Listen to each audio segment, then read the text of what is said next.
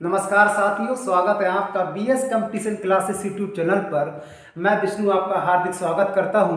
बिल्कुल ऑस्ट्रेलिया को हम पढ़ रहे थे और ऑस्ट्रेलिया में हम मैपिंग से एकदम सीख रहे थे, चीज़ों को, बेसिक चीज़ों को सीख रहे थे। और आज हम फिर बेसिक चीज़ों को सीखेंगे।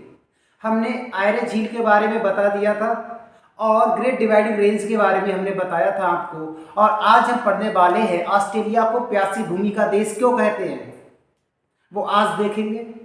और ऑस्ट्रेलिया में बॉक्साइट का उत्पादन दुनिया में सबसे नंबर 1 पे है, ये हम जानेंगे ऐसा क्यों है। इसके बारे में बिल्कुल सटीक जानकारी जो एग्जाम में हमारे पूछा जाता है उस पॉइंट ऑफ व्यू से हम लेके चल रहे हैं आपको। और बिल्कुल क्लास मस्त होने वाली है इस बार। ये दूसरा भाग है ऑस्ट्रेलिया का। इससे पहले एक वीडियो ऑस्ट्रेलिया की हमने डाल रखी है, वो जरूर देखिए। उसके बाद ये आपको पूरा समझ में आएगा। नोट्स बनाते हुए चलना है आपको। ये कोई बेसिक क्लास है, कहने का मतलब ये है, ये क्लासें उन स्टूडेंटों के लिए है जो लगातार मेहनत कर रहे हैं। अब लगातार जो मेहनत कर रहे हैं उनके लिए बिल्कुल जीरो से लेकर चल रहे हैं और लास्ट तक जाएंगे, ठीक है ना। यानी गर्त से लेके माउंट तक, यानी चोटी तक हम जाने वाले हैं, ठीक है। तो आगे बढ़ते हैं। हमने आयरे झील के बारे में पढ़ लिया था। आज हम क्या करेंगे, मैपिंग पे डेजर्ट या मरुभूमि के बारे में जानेंगे, ठीक है। तो थोड़ा सा मैप बना लेते हैं ऑस्ट्रेलिया का, ठीक है। ऑस्ट्रेलिया का छोटा मैप बना लेते हैं। चलिए, ये ऑस्ट्रेलिया का मैंने मैप बना दिया। और मैंने आपको बताया था ऑस्ट्रेलिया का ये वाला हिस्सा पश्चिमी ऑस्ट्रेलिया है, ये हमने पहली क्लास में पढ़ा था। और ये वाला हिस्सा उत्तरी ऑस्ट्रेलिया है, उत्तरी ऑस्ट्रेलिया शॉर्टकट में लिख रहे हैं। और ये वाला हिस्सा दक्षिण ऑस्ट्रेलिया है, दक्षिणी ऑस्ट्रेलिया है। ये चीज हम पढ़ चुके हैं। इसकी राजधानी के बारे में हमने पहली क्लास में बताया था। आज हम जानने वाले हैं ऑस्ट्रेलिया के मरुस्थल। हेडिंग डालो, ऑस्ट्रेलिया के प्रमुख मरुस्थल, प्रमुख मरुस्थल या मरुभूमि भी हम बोल सकते हैं। देखते हैं ऑस्ट्रेलिया की मरुभूमि के बारे में, ठीक है। देखिए, ऑस्ट्रेलिया में प्यासी भूमि का देश इसलिए कहते हैं क्योंकि यहाँ पर पहली चीज तो पानी की बहुत ज़्यादा कमी है। और दूसरा, यहाँ पर डेजर्ट एरिया बहुत ज़्यादा है। यानी ऑस्ट्रेलिया की लगभग 70% पॉपुलेशन, मैंने बताया था, इस छोर पे रहती है, यहाँ पर रहती। कारण मैंने बताया था क्योंकि बारिश यहाँ पर 100 से 150 सेंटीमीटर वर्षा होती है, बाकी इधर बहुत ही कम होती है। इसलिए ये डेजर्ट एरिया है। डेजर्ट बनते कैसे, ये मैंने पहली वीडियो में आपको बताया है। और ग्रेट डिवाइडिंग रेंज से जो व्यापारिक पवनें टकराती हैं, व्यापारिक पवनें जब टकराती हैं तो उसी साइड में बारिश कर देती। कैसे बारिश होती है ये हम बता चुके हैं आपको। आगे बढ़ते हैं। तो क्वेश्चन आता है कि ग्रेट सैंडी मरुस्थल कहां पर है, ग्रेट सैंडी मरुस्थल कहां पर है। तो हम बता सकते हैं पश्चिमी ऑस्ट्रेलिया में है। दूसरा कौन सा है, एक है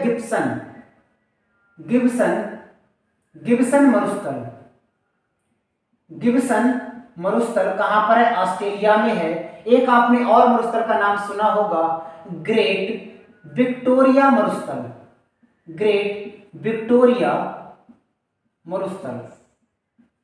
ये 3 मरुस्थल का लगभग 90% एरिया पश्चिमी ऑस्ट्रेलिया में है। क्वेश्चन आता है ये मरुस्थल किस कैटेगरी में आते हैं, तो ये मरुस्थल गर्म मरुस्थल है। कौन से मरुस्थल है, गर्म मरुस्थल है। एक मरुस्थल यहाँ पर है तनामी मरुस्थल है। और 2 मरुस्थल यहाँ पर है। एक तो है स्टुअर्ट मरुस्थल। ये मरुस्थल ऑस्ट्रेलिया में है। तो हम यहाँ पे क्या क्या लिख सकते हैं, नंबर 1 ये वाला नोट करना है आपको, नंबर 2 ये वाला नोट करना है, फिर नंबर 3 ये वाला नोट करना है, नंबर 4 ये वाला नोट करना है, और नंबर 5 ये वाला नोट करना है। यहाँ पर इस प्रकार से 2, 3, 4 और 5। इनके बारे में, ये सबसे बड़ा मरुस्थल है, ये सबसे बड़ा मरुस्थल है कहाँ का, ऑस्ट्रेलिया का। और ये सबसे छोटा मरुस्थल है कहाँ का, ऑस्ट्रेलिया का सबसे छोटा मरुस्थल है। ये सबसे छोटा मरुस्थल है। एक चीज और यहीं पे बता देते हैं, ग्रेट विक्टोरिया मरुस्थल है। यहाँ पर 2 गोल्ड माइंस हैं यानी सोने की खान है, जिसका नाम है, एक का नाम है कूलगार्डी, कूलगार्डी, और दूसरे का नाम है कालगुरली। क्या नाम है? कालगुरली। ये दो सोने की यानी गोल्ड माइंस हैं, गोल्ड बोल सकते हैं, सोने की खाने हैं ये। यहाँ पर सोना अधिक मात्रा में मिलता नहीं है, भंडारित है, यानी भंडार है यहाँ सोने का। ये चीजें मैंने आपको बताई नहीं थी, आज मैं बता रहा हूँ। तो कालगुरली नाम याद रखना, सोने की माइंस है। कालगुरली ये भी सोने की माइंस है।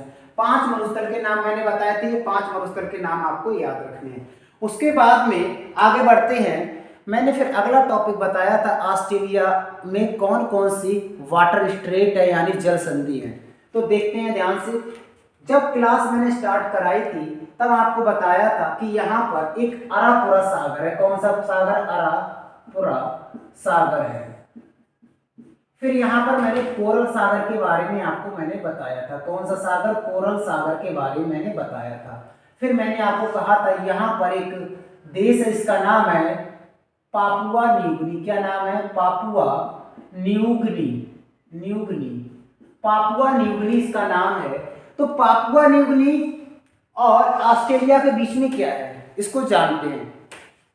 चलिए, टॉपिक हो गया आपका। मरुस्थल के नाम आपको लिखने हैं। बड़ा छोटा मरुस्थल कौन सा है? क्वेश्चन आपके एग्जाम में सीधे सीधे आएगा, गिब्सन मरुस्थल किस देश में है, या ग्रेट सैंडी मरुस्थल किस देश में है। इस प्रकार से आपके एग्जाम में क्वेश्चन बनेगा। अब बात करते हैं जल संधि की। अब बात करते हैं जल संधि की। जल संधि है क्या?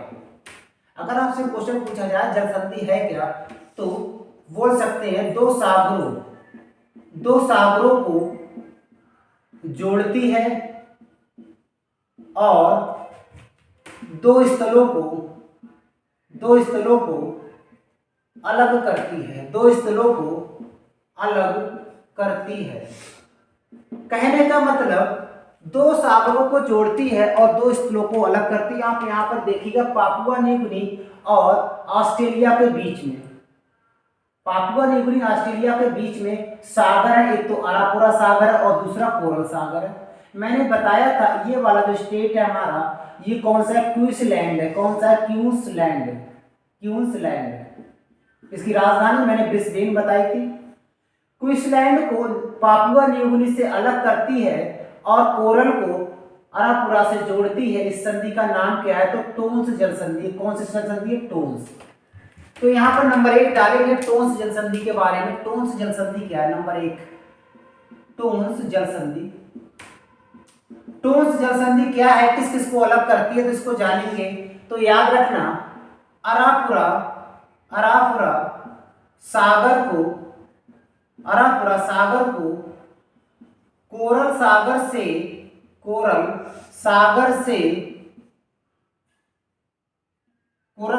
को जोड़ती है और पापुआ न्यूगिनी को ऑस्ट्रेलिया लिख लो, चाहे ऑस्ट्रेलिया, और ब्रैकेट में हम लिखेंगे क्वींसलैंड को अलग करती है। यानी क्वेश्चन आएगा टोन्स जल संधि किन दो सागरों के बीच में है, तो अरापुरा सागर कोरल सागर के बीच में है, यानी दोनों को जोड़ती है, और पापुआ न्यूगिनी ऑस्ट्रेलिया या क्वींसलैंड को अलग करती है। एक जल संधि और है यहाँ पे मैंने बताया था तस्मानिया है, और यहाँ पर एक तस्मान सागर मैंने आपको बताया था। कौन सा? तस्मान सागर, याद आता होगा। यहाँ पे मैंने ये वाला जो क्षेत्र है आप देखिएगा, ये जो सेफ है ये व्हाइट का है। व्हाइट क्या है? पहली क्लास में हम बता चुके हैं। ये ग्रेट ऑस्ट्रेलियन व्हाइट है, ग्रेट ऑस्ट्रेलियन व्हाइट है। व्हाइट क्या होता है? खाड़ी का बड़ा रूप व्हाइट कहलाता है। दूसरी जल संधि का नाम है, इनके बीच में कौन सी जल संधि का नाम है? तो याद रखना, बांस जल संधि। कौन सी? बांस जल संधि।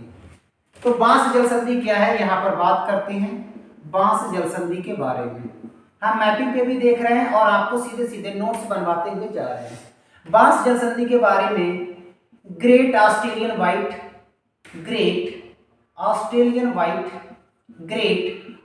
व्हाइट और तस्मान सागर को जोड़ती है। मैंने कहा क्या कहा, सागरों को जोड़ेगी, जोड़ती है। और नीचे का ये वाला हिस्सा मैंने आपको बताया था, एक विक्टोरिया का है ये वाला हिस्सा। विक्टोरिया एक प्रांत है जिसकी राजधानी मैंने को क्या बताई थी, मेलबर्न बताई थी। विक्टोरिया को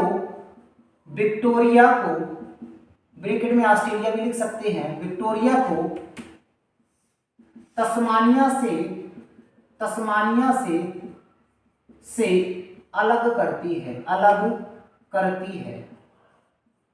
ये दो जल संधि तो ऑस्ट्रेलिया में है और एक न्यूजीलैंड में है, कुक जल संधि, वो न्यूजीलैंड में हम आके बताएंगे। फिर से एक बार रिवीजन कर लेते हैं।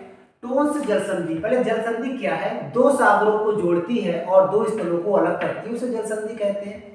टोन्स जल संधि क्या है, तो टोन्स जल संधि मैंने बताई थी। टोन्स जल संधि यहाँ पर स्थित है, अरापुरा सागर कोरल सागर को जोड़ती है और पापुआ न्यू गिनी और क्वींसलैंड को अलग करती है। बांस जल संधि ग्रेट ऑस्ट्रेलियन व्हाइट और तस्मान सागर को जोड़ेगी और ये आपका विक्टोरिया प्रांत है, इसकी राजधानी मेलबर्न है और विक्टोरिया को तस्मानिया से अलग करती है बांस जल संधि। ठीक है, उसके बाद में जल संधि के बाद हम बात करते हैं कृषि की। एक टॉपिक है ऑस्ट्रेलिया में क्या क्या कृषि पाई जाती है, नोट कर लो आप, स्क्रीनशॉट ले लो, अगले बढ़ते हैं। चलिए आगे बढ़ते हैं। अब देखिए कृषि के बाद मैंने आपको बताया डाउन्स क्या है। अब डाउन्स के बारे में थोड़ा और जानेंगे। डाउन्स घास के मैदान क्या है उसके बारे में थोड़ा सा और जानेंगे। मैपिंग पे भी दर्शा रहे हैं आपको और साथ साथ में इसको लिखाते हुए चल रहे हैं। ठीक है ना, साथ साथ में आपको लिखाते हुए चल रहे हैं। अब बात करेंगे कृषि की। किसकी बात करेंगे, कृषि की। किसकी, ऑस्ट्रेलिया में कृषि क्या क्या है। तो याद रखना एक पॉइंट आप देखेंगे कि इतना महत्वपूर्ण पॉइंट है। ऑस्ट्रेलिया में केवल 4% भूमि ही उपजाऊ है। आप कहोगे वहां के लोग क्या खाते हैं क्या रहते हैं, वो बताएंगे, उपजाऊ है। लेकिन याद रखना, लेकिन वैज्ञानिक पद्धति से यहां पर कृषि की जाती है। वैज्ञानिक पद्धति से यहां पर कृषि की जाती है। वैज्ञानिक तकनीकी क्या है, वैज्ञानिक तकनीकी इस प्रकार है क्योंकि यहां पर मरुस्थल जो क्षेत्र है यहां पर पानी कैसे पहुंचे, ये वैज्ञानिक तकनीकी के आधार पर यहां पर कृषि होती है। समझ गए। शिफ्टिंग कल्चर आपने देखा होगा, शिफ्टिंग वाला सिस्टम, जो शिफ्ट लगा कर जगह जगह पर पानी का छिड़काव होता है। इस प्रकार से आप समझो, जैसे टंकियों का फिटिंग करते हैं ना, टंकी का फिटिंग करते तो टंकी से हम पानी निकालते तो उस प्रकार से पैपों में छेद कर दिया जाता है। अब जब पानी चलाया जाता है तो टंकियों में वहीं पर पानी गिरता है जहां पर फसल का या जो पौधा है। समझ गए। आगे बढ़ते हैं। केवल 4% ही भूमि उपजाऊ है यहाँ की। उसके बाद में यहाँ पर प्रमुख रूप से भेड़ पालन किया जाता है। क्या किया जाता है, भेड़ पालन किया जाता है। भेड़ पालन इतनी मात्रा में किया जाता है यहाँ पर कि विश्व में सबसे ज्यादा भेड़ यहीं पर पाई जाती है। और भेड़ों के जो प्रकार है या भेड़ें कौन सी जनजाति की पाई जाती है वो भी बहुत इंपॉर्टेंट है हमारे लिए। तो भेड़ों का पालन किया जाता है और जो भेड़ों की जनजाति है ये भी इंपॉर्टेंट है। कौन सी जनजाति की भेड़ें पाई जाती है, तो मोरीरो जनजाति की भेड़ें पाई जाती है। और इनकी जो भेड़ें जहां पर रखी जाती है, जैसे हम जो जानवरों को रखते हैं तो उसके लिए क्या बोलते हैं, गौशाला या फिर बोलते हैं डेयरी। लेकिन जहां पर भेड़ पालन की जाती है उसको बोलते हैं स्टेशन। भेड़ पालन के केंद्र को स्टेशन कहते हैं। क्या कहते हैं, स्टेशन। और यहां पर जो चराने वाले मजदूर होते हैं, चराने वाले मजदूर होते हैं, उनको क्या कहते हैं? मजदूर को जयकारू कहा जाता है। जयकारू मोस्ट इंपॉर्टेंट क्वेश्चन है। जयकारू कहाँ किसे कहते हैं? मजदूरों को जयकारू कहा जाता है। और मैंने बताया था कि जो भेड़ पालन है सबसे ज्यादा कहाँ होता है? डार्लिंग और मर्रे के दोआब क्षेत्र में सर्वाधिक भेड़ पालन की जाती है। और ये नदियां कहाँ से निकलती? ग्रेट डिवाइडिंग रेंज से निकलती है। मैंने आपको कल भी बताया था और आज भी बता रहे हैं। और यहाँ पर प्रमुख कृषि क्या है या प्रमुख खेती कौन सी? यहाँ पर कहाँ पर? ऑस्ट्रेलिया की प्रमुख कृषि क्या है? तो याद रखना प्रमुख कृषि है गेहूं। क्या है? गेहूं। प्रमुख कृषि क्या है? गेहूं है यहाँ की। तो मैंने कितने पॉइंट बताए थे? ऑस्ट्रेलिया में 4% उपजाऊ भूमि है। यहाँ पर वैज्ञानिक पद्धति के अनुसार कृषि की जाती है और यहाँ पर भेड़ पालन विश्व में नंबर टॉप पे या विश्व में नंबर 1 पे की जाती है। और जो भेड़ों का जनजातीय मोरिरो प्रकार की, यानी इन प्रकार की जो भेड़े हैं हर 8वें दिन इनका ऊन उतार लिया जाता है। बहुत ही उच्च कोटि की भेड़े हैं यहाँ पर। ठीक है ना? आगे बढ़ते हैं। याद रखना ये मैंने आपको बताया था पर्थ। क्या बताया था? ये पर्थ एक सिटी है, शहर है। और यहाँ पर बताया था सिडनी। यहाँ पर क्या बताया था? सिडनी। सिडनी ऑस्ट्रेलिया का वह शहर जहाँ पर सर्वाधिक जनसंख्या रहती है वो सिडनी है। सब ज्यादा लोग सिडनी के अंतर्गत ही रहते हैं, सिडनी में ही रहते हैं। याद रखना ये वाला जो क्षेत्र है, आप ध्यान से देखिएगा, ये वाला क्षेत्र है, ये वाला मैंने जो बनाया, ये लगभग 30 डिग्री के आसपास है। 30 डिग्री के आसपास है, 30 डिग्री अक्षांश के आसपास में। यानी कह सकते हैं 30 से 40 डिग्री के बीच के क्षेत्र को क्या कहते हैं? 30 से 40 डिग्री के क्षेत्र को कहा जाता है भूमध्य सागरीय प्रदेश। क्या कहते हैं? भूमध्य सागरीय प्रदेश। भूमध्य सागरीय प्रदेश क्या है? आज देखते हैं। भूमध्य सागरीय प्रदेश, कृषि में ही चल रहा है ये टॉपिक अभी। भूमध्य सागरीय प्रदेश क्या है इसको देखते हैं। पहला पॉइंट है इसमें 30 से 40 डिग्री अक्षांश पर पाया जाता है। और यहां पर कृषि क्या होती है? रसदार फलों का उत्पादन किया जाता है। फलों का उत्पादन किया जाता है क्योंकि यहां पर किया जाता है। तीसरा फैक्ट है, जब रसदार फल किए जाएंगे, संतरा हो गया, अंगूर हो गया, इस चीजों की फसल की जाती है। और इस प्रकार यहाँ पर ये वाइन के लिए प्रसिद्ध है। वाइन के लिए प्रसिद्ध है। वाइन क्या होती है? एक प्रकार की शराबी होती है वाइन, जो विदेशों में हम यहाँ पे कहते हैं शराब, विदेशों में उसी को वाइन का रूप दिया जाता है। वो उच्च कोटि की होती है। हमारे यहाँ बहुत ही लो लेवल क्वालिटी की जो शराब होती है, बहुत लो क्वालिटी की होती है। विदेशों में आप देखोगे तो वहाँ पर वाइन का रूप बहुत ही शुद्ध रूप है, जो अंगूर और संतरा यानी रसदार फलों से निकाली जाती है। ये हो गया हमारा भूमध्य सागरीय प्रदेश। तो याद रखना भूमध्य सागरीय प्रदेश कहाँ से कहाँ तक है? तो याद रखना पर्थ से सिडनी के बीच स्थित है। और याद रखना पर्थ से ही और सिडनी के बीच ग्रेट ऑस्ट्रेलियन रेल मार्ग स्थित है। किस किस के बीच में? पर्थ और सिडनी के बीच में। ये ऑस्ट्रेलिया का सबसे बड़ा रेल मार्ग है। ऑस्ट्रेलिया का सबसे बड़ा रेल मार्ग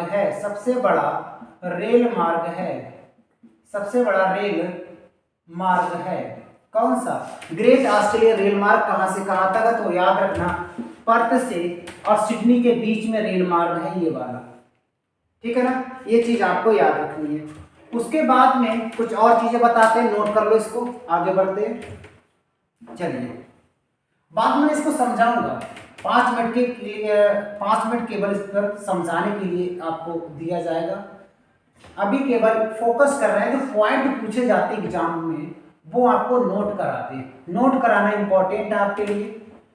ठीक है ना? नोट कराना इंपॉर्टेंट है आपके लिए। आप देखते हैं, अब इसमें देखते हैं मैपिंग में थोड़ा सा। देखो, आपको पता है यहां से ये वाली जो रेखा है ये भूमध्य रेखा है, सॉरी मकर रेखा है। कौन सी रेखा है ये?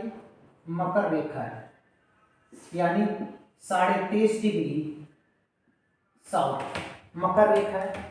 मकर रेखा के ऊपर क्षेत्र को, यानी हम बोल सकते हैं मकर रेखा के उत्तर में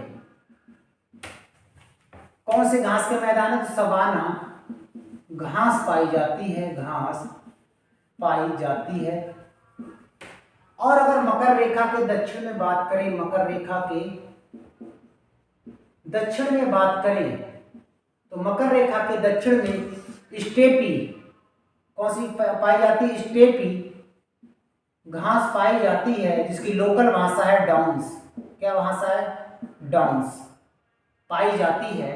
ये यहां से, यानी कहने का मतलब ये मकर रेखा के ऊपर का जो क्षेत्र है यहाँ पर सवाना प्रकार की घास पाई जाती है, जिसके बारिश 60 से 70 सेंटीमीटर होती है और यहाँ पे बारिश 40 से 60 सेंटीमीटर होती है।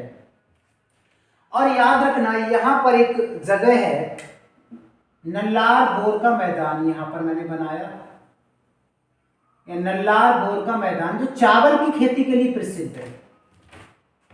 एक जगह है नल्लार बोर का मैदान, बोर का मैदान, ये किसके लिए प्रसिद्ध है? क्वेश्चन आता है, चावल की खेती के लिए प्रसिद्ध है, खेती के लिए प्रसिद्ध है, ठीक है ना, खेती के लिए प्रसिद्ध है। उसके बाद में अगर हम बात करें तो यहां पर ध्यान से देखिएगा, यहां पर एक ग्रेट ऑस्ट्रेलियन, बोल सकते हैं ग्रेट आर्टिजन, आर्टिजन बहुत इंपॉर्टेंट है ये ग्रेट आर्टिजन घाटी। ये क्या है? तो याद रखना जो ग्रेट आर्टिजन घाटी है, आर्टिजन घाटी है, ये क्या है? ये केवल ऑस्ट्रेलिया में ही पाई जाती है। यहां पर उत्सुंग कुएं पाए जाते हैं। ये क्या है? ये ऐसे कुएं हैं जो स्वतः ही अपने पानी को बाहर निकालते हैं। उत्सुंग कुएं केवल दुनिया में एक ही जगह पाए जाते हैं, वो भी है आर्टिजन घाटी में। आर्टिजन घाटी कहाँ है? ऑस्ट्रेलिया में। उत्सुंग कुएं क्या होते हैं? जो अपने आप पानी को बाहर करें, अपने आप ही पानी का लेवल ऊपर होता रहे, पानी कुएं से बाहर निकलता रहे, उसको बोलते हैं उत्सुंग कुएं। इस प्रकार के यहाँ पर कुएं पाए जाते हैं। ये कृषि पर मैंने कुछ चीजें बताई थी, कृषि पर एक बार रिवाइज करा देते हैं। कृषि क्या है? 4% भूमि ऑस्ट्रेलिया की उपजाऊ भूमि है जहां पर कृषि की जाती है। बाकी जितनी भी भूमि है वो वैज्ञानिक पद्धति के अनुसार ही वैज्ञानिक पद्धति के अनुसार ही खेती की जाती है। उसके बाद मैंने आपको बताया था कि ऑस्ट्रेलिया में भेड़ पालन बहुत ही अच्छे तरीके से किया जाता है। यहाँ की जो भेड़ें हैं वो अच्छी जनजाति की है, अच्छी नस्ल है, उनकी जो नस्ल है वो मोरीरो प्रकार की है। और यहाँ पर जो भेड़ पालन का जो केंद्र होता है उसको स्टेशन कहा जाता है। और स्टेशन से जो व्यक्ति, जो मजदूर उनको चराने जाता है, तो एक तो उसके कैप पहना होगा, वो मजदूर होगा लेकिन कैप होगा, पैर में उसके जूते होंगे, शूज होंगे, और हाथ में एक स्टिक होगी, या बोल सकते हैं लकड़ी, एक डंडा टाइप का होगा। इस प्रकार से वो भेड़ों को चराता है और उन मजदूरों को जयकारों कहा जाता है। क्या कहा जाता है? जयकारों कहा जाता है। फिर उसके बाद मैंने बताया था कि मकर रेखा के ऊपरी वाला जो क्षेत्र है वहां पर सवाना घास के मैदान पाए जाते हैं और नीचे वाले भाग पर डाउन्स घास के मैदान पाए जाते हैं। और डाउन्स घास के मैदान और ये वाले उष्ण कटिबंधीय घास के मैदान होंगे, ये लिख लेना। और ये उपोष्ण घास के मैदान होंगे। ये वाले कौन से घास के मैदान होंगे? उपोष्ण। उपोष्ण क्या होता है, उष्ण क्या होता है, वो हम अभी बताते हैं। एक नल्लार बोर का मैदान है, वहां से चावल की खेती के लिए प्रसिद्ध है। और आर्टिजन जो घाटी है, यहाँ पर उत्सुंग कुएं पाए जाते हैं जो स्वतः पानी को बाहर निकालते हैं। अब बात करते हैं खनिज की। ऑस्ट्रेलिया में किस प्रकार के खनिज हैं? अब बात करते हैं खनिज की, फटाफट देखते हैं खनिजों के बारे में। क्योंकि खनिज में ऑस्ट्रेलिया बॉक्साइट में नंबर 1 पे है। अगर बात करें खनिज की, किसकी बात करें? खनिज की। तो खनिज में ये आप देख रहे हो, इसको देखो ध्यान से, ये देखो ये क्या है, आपसे कहें ये क्या है तो आप कहोगे पता नहीं क्या है। देखो यहाँ भी सागर है, यहाँ भी सागर है और यहाँ भी सागर है। ऐसा भूमि का टुकड़ा जिसके 3 तरफ सागर हो और एक तरफ स्थल हो, उसे क्या बोलते हैं? उसे प्रायद्वीप बोलते हैं या पेनिनसुला बोलते हैं। तो इसे बोलते हैं, इस भाग को बोलते हैं केप यार्क। क्या बोलेंगे इसको? Cape York. क्या बोलेंगे? Cape York.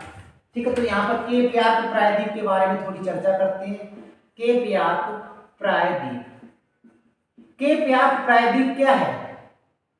तो याद रखना, इसमें इसके लिखो, इसके बीफा नामक स्थान से बॉक्साइट का उत्पादन किया जाता है। बॉक्साइट का उत्पादन किया जाता है और ये बॉक्साइट है, बॉक्साइट के लिए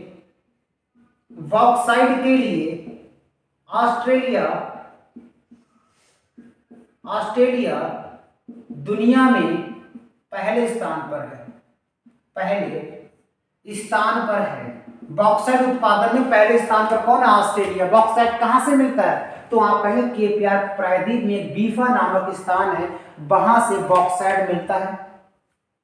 और अगर दूसरा पॉइंट हम याद करें तो कार्ल वुडी के बारे में बता दिया था। एक है यहाँ पर स्प्रिंग घाटी, यहाँ पर क्या है? यहाँ पे एलिस स्प्रिंग घाटी। क्या है यहाँ पर? एलिस स्प्रिंग घाटी। ये क्या है? एलिस स्प्रिंग घाटी में ये है, यहाँ पर है एलिस स्प्रिंग घाटी, ठीक है, इस वाले क्षेत्र में। तो ये किसके लिए प्रसिद्ध है? तो यहाँ पर क्या है? यहाँ पे एक तो पेट्रोलियम मिलता है, यहाँ से क्या मिलता है? पेट्रोलियम मिलता है, पेट्रोलियम, और प्राकृतिक गैस यहां से प्राप्त होती है। उसके बाद यहां पर मैंने बताया था किम्बरले का पठार है, जो लौह इस्पात के लिए जाना जाता है। पिछली क्लास में हम आपको बता चुके हैं, नहीं बताया तो आप लिख लेना। किम्बरले का पठार लौह इस्पात के लिए जाना जाता है। तो केप यार्क प्रायद्वीप किसके लिए जाना जाता है? केप यार्क प्रायद्वीप कहाँ स्थित है? यह बिल्कुल बता सकते हैं। केप यार्क प्रायद्वीप बॉक्साइट उत्पादन के लिए जाना जाता है, इसके बारे में। चलिए थोड़ी सी बात और करते हैं हम। लिख लिया, चलो आगे बढ़ते हैं। बस 2-3 मिनट और, उसके बाद ये ऑस्ट्रेलिया कॉन्टिनेंट से जितने आए हुए क्वेश्चन है सभी सॉल्व हो जाएंगे आपके। चलिए अगर बात करें हम ऑस्ट्रेलिया की, ऑस्ट्रेलिया का सर्वाधिक जनसंख्या वाला शहर कौन सा है? अभी मैंने बताया था शहर कौन था, तो याद रखना सिडनी है। कौन सा है? सिडनी है। और सब ऑस्ट्रेलिया का सबसे छोटा शहर कौन सा? छोटा शहर कौन सा है? तो पोर्ट अगस्ता है। कौन सा है? पोर्ट अगस्ता है, पोर्ट अगस्ता है। ये सबसे छोटा शहर है ऑस्ट्रेलिया के बारे में। और ऑस्ट्रेलिया के बारे में और कोई बात नहीं है, जितने भी क्वेश्चन आ सकते हैं। हाँ, एक चीज तो बची गई, एक चीज रह गई अभी, वो भी हम बता देते हैं आपको फटाफट। एक चीज ये लिख लेना आप साथ, ठीक है ना, पीछे बैक करके इसको एक और बता देते हैं। ये वाला क्षेत्र आप देखिए, ये देखो हमने दूसरा ज्वाइन किया, ये वाला है, ये वाला, ये क्या है? ये क्या है? ये मैं रोल बना दे रहा हूं, ये रोल क्या है? तो याद रखना, ये जो मैंने बनाया है इसका नाम है great barrier reef. Barrier reef most important question. इसके बारे में दुनिया की सबसे बड़ी प्रवाल भित्ति है। प्रवाल भित्ति कह सकते हैं, कोरल भित्ति कह सकते हैं, कोरल कॉमा और लिखते, कोरल या मूंगे की चट्टान ये क्या है बताते हैं, मूंगे की चट्टान। दुनिया की सबसे बड़ी प्रवाल का नाम बताओ, दुनिया की सबसे बड़ी मूंगे की चट्टान का नाम बताओ, तो हम क्या कहेंगे ग्रेट बैरियर रीफ। कहाँ पर स्थित है? ऑस्ट्रेलिया के पूर्वी घाट में स्थित है, ऑस्ट्रेलिया के पूर्वी घाट में स्थित है। चलिए सॉरी, प्रवाल भित्ति है क्या? प्रवाल क्या है?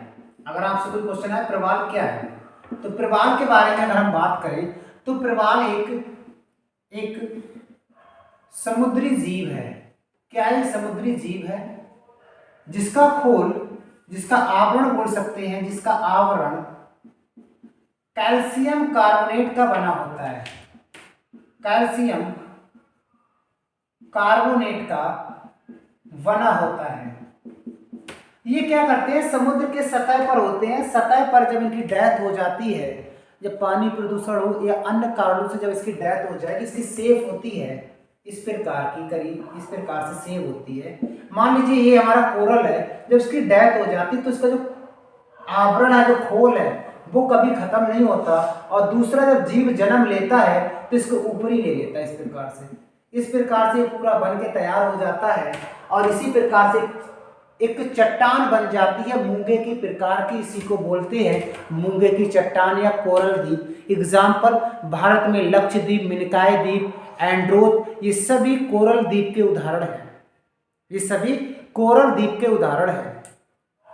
जैसे भारत में हमारा लक्षद्वीप हो गया, इनके बारे में तो याद रखना, दुनिया का सबसे बड़ा प्रवाल भित्ति ग्रेट बैरियर रीफ है। ये प्रवाल होते क्या है? तो ये समुद्री जीव होता है, इसका आवरण कैल्शियम कार्बोनेट का होता है, और ये जीव की डेथ या मृत्यु कर जाता है, लेकिन खोल के ऊपर एक दूसरा जीव जन्म ले लेता है, और वो लगातार सीढ़ी नुमा सीढ़ी चढ़कर एक बड़ा मूंगे की आकृति बना लेगा, और वही कहलाता है कोरल द्वीप या मूंगे की चट्टानें। समझ में आ गया? नहीं आया? आ गया होगा। आगे बढ़ते हैं। तो कहने का मतलब ऑस्ट्रेलिया में जितने आने वाले क्वेश्चन थे सारे सॉल्व करा दिए। कल एक छोटी सी क्लिप मिलेगी आपको, इसमें न्यूजीलैंड के बारे में बताया जाएगा। मात्र 5 या 7 मिनट की वीडियो होगी, वो न्यूजीलैंड के बारे में अलग से बताया जाएगा। तो आज के लिए इतना ही, बने रहिए। अगर वीडियो अच्छी लगे तो लाइक करें, सब्सक्राइब करें और शेयर करें। ऐसी वीडियो डेली डाली जाएंगी अब लगातार, तो बने रहिए चैनल पर और सब्सक्राइब जरूर कीजिएगा, ताकि आने वाला नोटिफिकेशन आपको सबसे पहले मिले। जय हिंद।